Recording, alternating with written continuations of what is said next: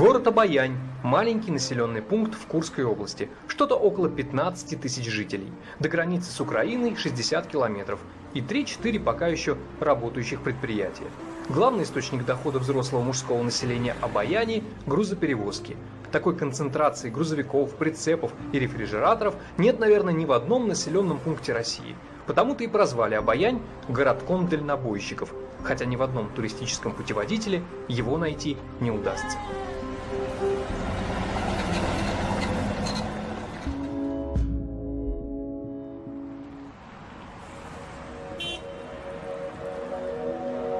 Собираясь в Обоянь, мы представляли себе город, сплошь уставленный грузовиками и фурами.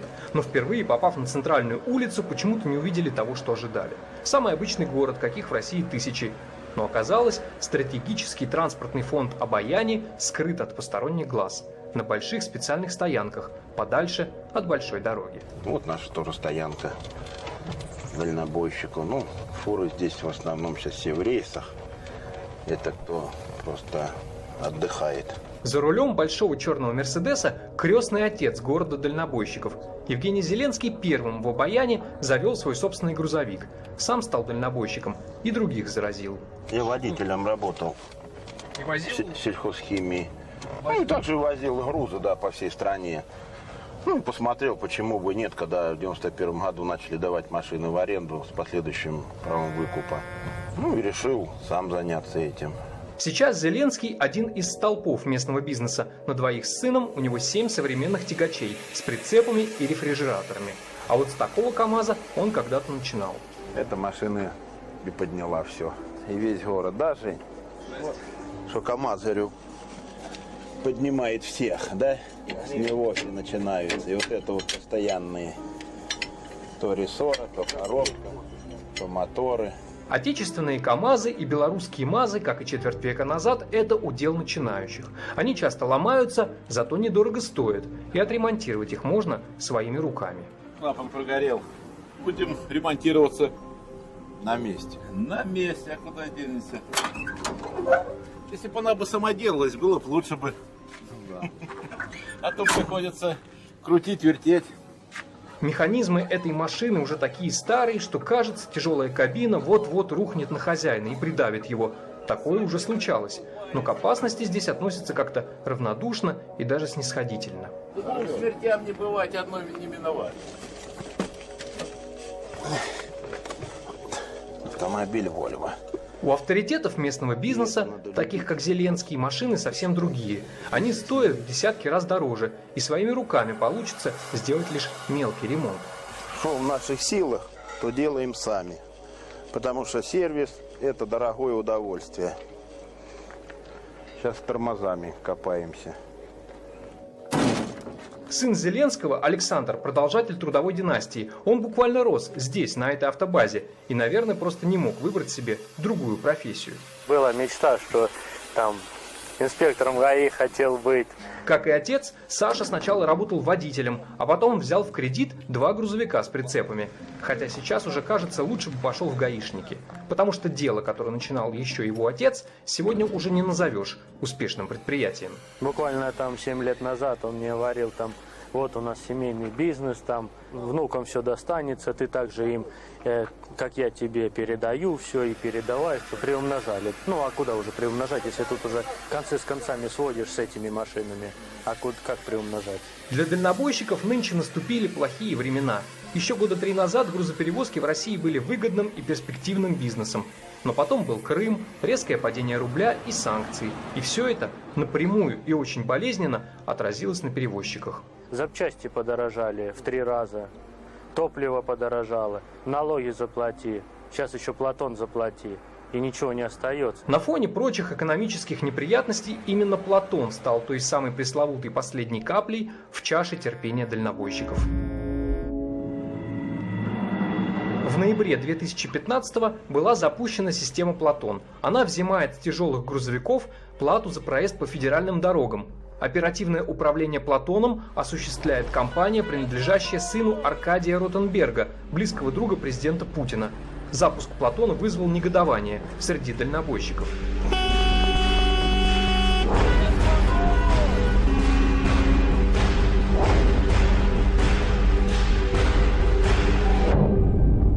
Это было самой громкой и масштабной забастовкой со времен шахтерских бунтов середины 90-х. Водители тяжелых фур по всей стране требовали отмены Платона. Они перекрывали дороги и мешали движению по крупным магистралям.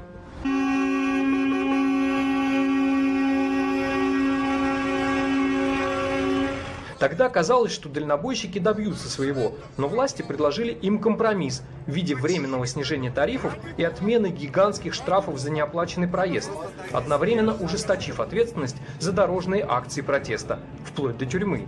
Так что даже самые стойкие после нескольких месяцев протеста разъехались по домам. Сейчас за 1 километр проезда по федеральной трассе грузовик платит Платону рубль 53 копейки, а этот маленький серебристый прибор на лобовом стекле следит за передвижениями машины и списывает деньги. Хотя, по мнению многих дальнобойщиков, они и так уже немало платят государству в виде налогов и топливных акцизов. Давят. Не то, что давят, находят лазейку, чтобы там что-то содрать, только начинающие там подниматься начинают, их там то это, то дорога платная, то Платон, то Поэтон. Виктор Савенков – дальнобойщик-легенда, один из старейшин этой профессии. Ему 61 год, последние 22 из которых он работает на своего друга Евгения Зеленского, того самого крестного отца обаянских грузоперевозок. Савенков уже давно и сам мог бы стать кому-то боссом, но не хочет, потому что любит дорогу. Надо любить свою профессию. Есть вот там работа, типа, дальнобойщик, там, как-то, а мне без разницы. Я люблю ее, свою работу. В юге снега, туман, гололед, в дороге мешают всегда. Но я привык только вперед, ехать иначе нельзя. Сейчас Савенков возвращается из рейса в Крым. Туда возил мороженое, а на обратном пути захватил из Краснодара 20 тонн яблочного пюре для Обаянского консервного завода.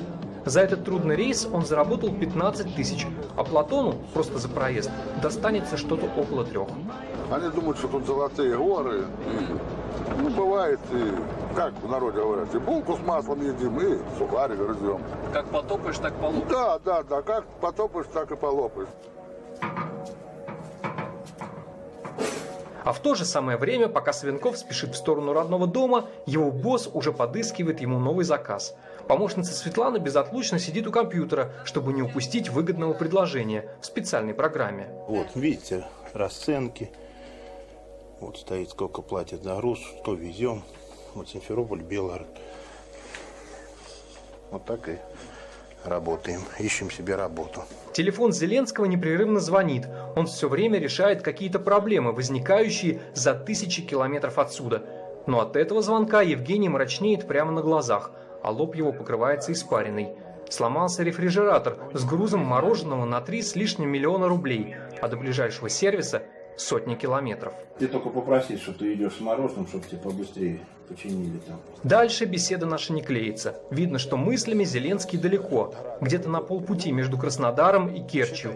Если рефрижератор вовремя не починить, мороженое начнет таять. А если его температура будет выше минус 18, заказчик имеет право отказаться от груза без оплаты. Саш, ну что там у тебя? Ну вот, несколько часов спустя на лице Зеленского наконец появилась улыбка. Все обошлось. Холодильную установку починили. Мороженое спасено. Вот, видишь, под градом идет, что он, слава богу, пошел. Вот так и рискуем. Вот такой риск у нас. Можно в один момент нищим стать. И все. Привезешь мороженое просто подтайное чуть-чуть. Его тебе продадут на 3 миллиона. И будешь кушать все обаяния. Но даже после таких стрессов, принимая новый заказ, он вновь и вновь готов рисковать. Приходится брать даже те грузы, от которых еще пару лет назад он бы отказался, не раздумывая. А теперь настали такие времена, что выбирать не приходится. Хоть какая-то, но работа. Руки опустились уже, не хочется работать даже. Что работать? Просто холостую. Еще недавно ему казалось, что все плохое позади, что теперь его бизнес встал на ноги, и он сможет зарабатывать сам и давать работу другим. Но эти маленькие коробочки счетчики системы Платон, грозят его предприятию разорением. А тут еще, словно привет из лихих 90-х, на большие дороги вновь вернулись бандиты, чтобы воровать и вымогать деньги. Мужики деньги вымогают, вот на девятке стоят. Пожалуйста, помогите. Двое неизвестных, как хорошо видно на этой записи, сделанной видеорегистратором грузовика, снуют между фур. Водители по рации сообщают друг другу, что эти люди вымогают деньги за проезд. И тогда дальнобойщики решают проучить злоумышленников. Довольно жестоко. Их избивают, а машину переворачивают. Случаи грабежа и нападения на грузовые машины в последние годы вновь участились. Дальнобойщики связывают это с ухудшением экономического положения в стране и говорят, что не помнят такого с 90-х годов. Вот только теперь преступники становятся все более изощренными. Благодаря камере на задней части грузовика видно, как злоумышленники на полном ходу пристыковываются к прицепу. Для амортизации удара у них на капоте висит покрышка. Если бы не камера, фуру бы вскрыли и обворовали. Но тут водитель отпугнул преступников резким торможением.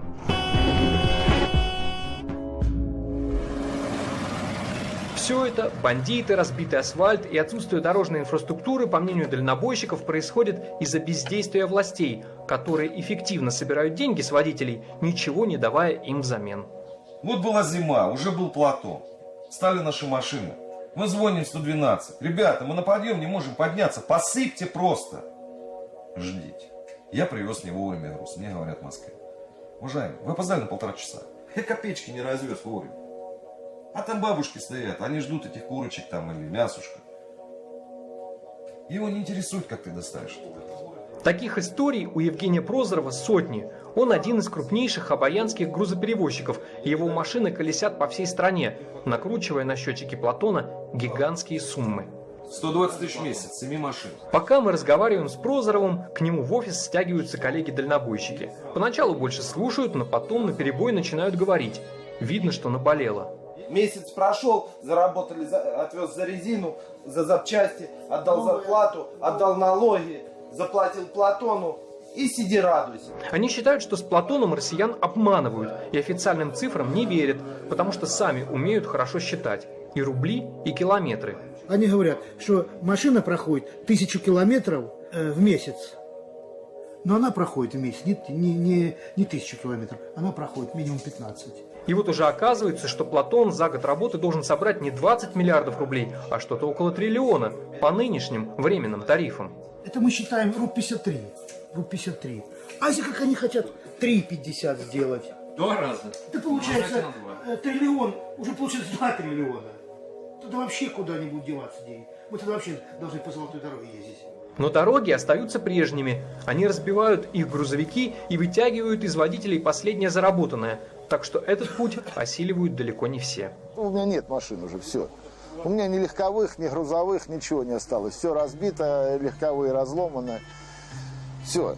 Остался я у разбитого корыта. У Саши Уткина было 3 грузовика, все кредитные. Сначала они приносили неплохой доход и позволяли спокойно рассчитаться с ежемесячными банковскими платежами. Но потом случилась одна неприятность, за ней другая, и все пошло не так.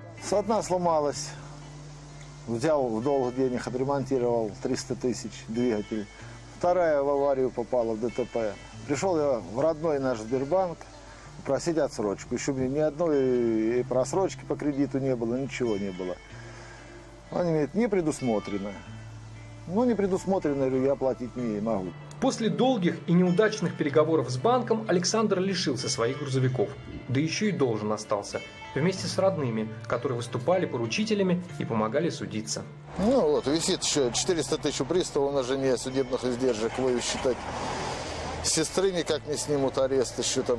Теперь он даже и думать не хочет о собственном деле, потому что с такими кредитами, как сейчас, заниматься бизнесом просто невозможно. Больше я не хочу туда заходить. Хотите? В эти времена больше не хочу никакие кредиты лезть ни во что, потому что это нереальные проценты, все это нереально. По какой-то злой иронии судьбы Александр теперь работает водителем на своем же бывшем грузовике. Его купил у банка один из местных предпринимателей. Она не моя, просто я как водителем работаю, и все. Жалко? Ну, а что сделаешь? Что делать? 4 года впустую. Теперь забота о восстановлении бывшей машины – дело нового хозяина. Александр лишь следит за ее текущим техническим состоянием. Дома, куда он нас приглашать постеснялся, у него остались жена, 2 маленьких детей и куча долгов, которые он со своим нынешним доходом в 10-15 тысяч рублей за рейс будет выплачивать еще десятки лет.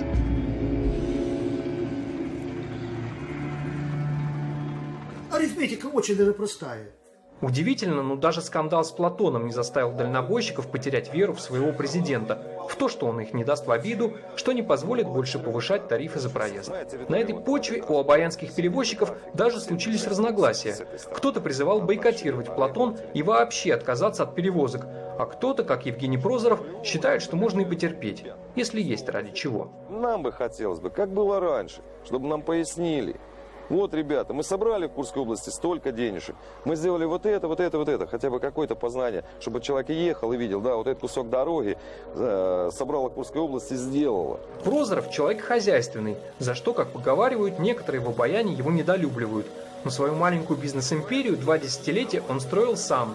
И теперь у него внушительное по местным меркам хозяйство. Грузовики, прицепы, огромная стоянка и даже ремонтные мастерские. Здесь мы производим ремонт, обслуживание. Это нам оставили предшественники, коммунисты. В некоторое время хотели это все развалить и распродать как стройматериал. Но мы этого не позволили. Его сосед и одновременно конкурент по бизнесу, Олег Климов, тоже обустроил боксы под ремонт тяжелых грузовиков, чтобы хоть на мелком ремонте сэкономить. Вот моя машина, мы ее сами ремонтируем, потому что на сервис денег нет, чтобы на сервис все делать. Все их проблемы словно под копирку. Ремонт, запчасти, солярка, налоги, Платон. И, видимо, это не какие-то частные проблемы дальнобойщиков Обаяне, а общероссийская ситуация. Просто так сложилось, что этот небольшой городок живет и выживает только за счет грузовых перевозок. Кредиты нужны, с нормальными, с реальными ставками, не 20%. Нужна какая-то помощь малому предпринимательству. И помощи нет. Но вот что удивительно, почти каждая такая беседа с представителем малого автобизнеса Обаяне заканчивается парадоксом. Вот только что Олег рассказывал о том, насколько им сложно работать. И тут, на тебе, оказывается, что в целом все хорошо. Мы сейчас, слава богу, более-менее все равно нормально живем. Просто не хочется, чтобы было хуже. Самое главное, чтобы самое страшное следует, чтобы не было войны. Вот что самое страшное. Однако в Обаяне есть и своя автомобильная оппозиция, довольно сильная и активная. Это те, кто категорически против Платона, кто ему не платит сейчас и платить не собирается. Говорят, что именно из-за таких бунтарей на выезде из города недавно возвели вот эту конструкцию, на которой скоро установят специальные камеры. Ты смотри, какая мощная. Ага. Здравствуй, Платон. Здравствуй, Платон. Борис Николаевич Скрынников – ярый противник Платона. И в Москву ездил в пик протестных акций, и здесь, в городе, до сих пор продолжает агитировать коллег против дорожных сборов. Поэтому недовольные дальнобойщики Обаяне считают Скрынникова своим неформальным лидером. Обаянь, да, как центр революции получается, да? Вроде мы самые агрессивные, мы, наверное, самые правильные, самые честные. И вот вам за это... Да, и нам подарок сделал Владимир Владимирович Путин. Вот. Если бы он захотел, этого не было. В то, что президент страны не знает про Платон, Скрынников не верит. И хорошо понимает, на кого опираются эти мощные металлические конструкции. Теперь мы все будем там сниматься, чтобы никто не ушел от возмездия этого Ротенберга. Понимаете, друга Путина. И чего я не друг Путина? Может быть, я тоже жил бы хорошо. Вообще-то Скрынников мог бы жить хорошо и без дружбы с президентом. У него есть свое маленькое транспортное предприятие. Вот это автобаза, 2 фуры в собственности, наемные водители. И до недавнего времени все это хозяйство обеспечивало скромные потребности его семьи. А теперь все стало плохо. У меня уже дома жена говорит, давай продадим все, будем жить так, как она и есть. Потому что смысл работать и бег на месте. Скрынников говорит, что уважает Путина за его внешнюю политику, за то, что он заставил всех уважать Россию. Но вот то, что происходит внутри страны, в частности история с Платоном, Скрынникову не нравится. Просто они глупо сделали, что сделали этот Платон. Почему его сделали? У меня такое впечатление, что Путин поступил как царь. Что хочу, то и сделаю. Как повелеваю, так и повелеваю. Борис рассказывает, что постоянно общается с коллегами по всей России и что те якобы настроены на самые решительные действия.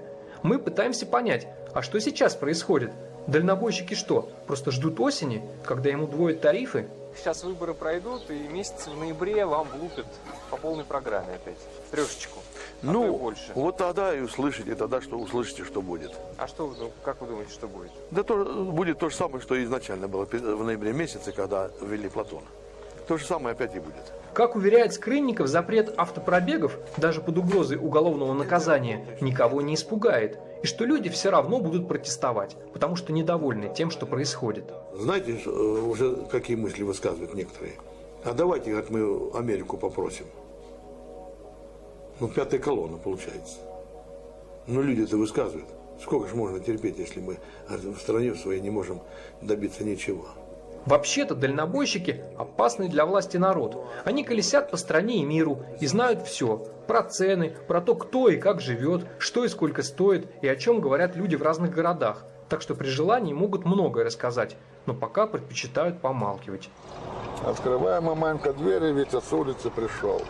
После бессонной ночи и тысячи километров пути дальнобойщик Виктор Савенков медленно въезжает в узкие ворота Обаянского консервного завода с грузом яблочного пюре из Краснодарского края.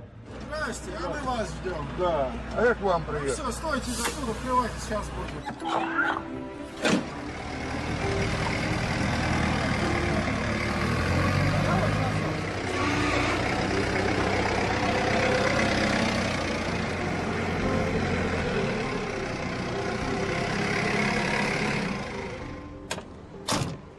После разгрузки Виктор Иванович ставит грузовик на стоянку и пересаживается на свою семерку. Впереди несколько дней долгожданного отдыха. И теперь домой, к семье. Езжу просторами не один год, подолгу не видя семьи. Но МАЗ мой всегда меня довезет к порогу любимой жены. Дорогая моя, здравствуй, по тебе скучал ужасно. Ангел-хранитель мой, радость моя. Жена Савенкова Надежда прямо светится от радости. Каждое такое возвращение словно вздох облегчения, что муж жив и здоров. За долгие десятилетия жизни с дальнобойщиком она так и не приучила себя быть спокойной в его отсутствие. Радуется. Я всегда радуюсь. Всегда молю Богу, чтобы Господь его хранил в пути. Но радость встречи и семейная идиллия продлятся недолго. День-другой, и у старого дальнобойщика вновь начнется этот странный дорожный зуд. Вот, день-два, все, я вот всех увидел, все, как это вот, все, я себе дал энергию, взял, там все, пообщался со всеми, все, я не могу больше. Я не могу больше. Тянет дорогу? Обратно в дорогу. Его начальник уже придумал ему эту самую дорогу, о чем заехал сообщить лично, а заодно перекинуться со своим старым водителем парой ласковых за рюмкой самогона. Ни гвоздя, ни жезлоки на дороге. Ни гвоздя, ни монтажки, а красивой ляжкой Наташкой. Потом была еще одна и еще много раз по одной. Словно они хотели выпить за каждый километр проделанного пути и не могли наговориться, будто не виделись целый год. Наверное, все это специфика их профессии, которая надолго отрывает дальнобойщиков от дома, от уютного стола, от семьи, от друзей, которая ежеминутно заставляет рисковать жизнью и жить, сидя в замкнутом пространстве посреди огромного мира. Но что делать, если эта работа выбрала тебя? Или если ты живешь в городе, где другой работы просто нет? В городе, где ты волей-неволей, рано или поздно, но все-таки станешь дальнобойщиком. Мы уже хотели было закончить этот рассказ, но вдруг вспомнили об одной маленькой, но очень показательной истории. Помните, кто превратил Обаянь в городок дальнобойщиков и заразил грузовиками всю округу, в том числе и собственного сына? Так вот, у этого человека есть еще и дочь. И да, такое в России не часто увидишь.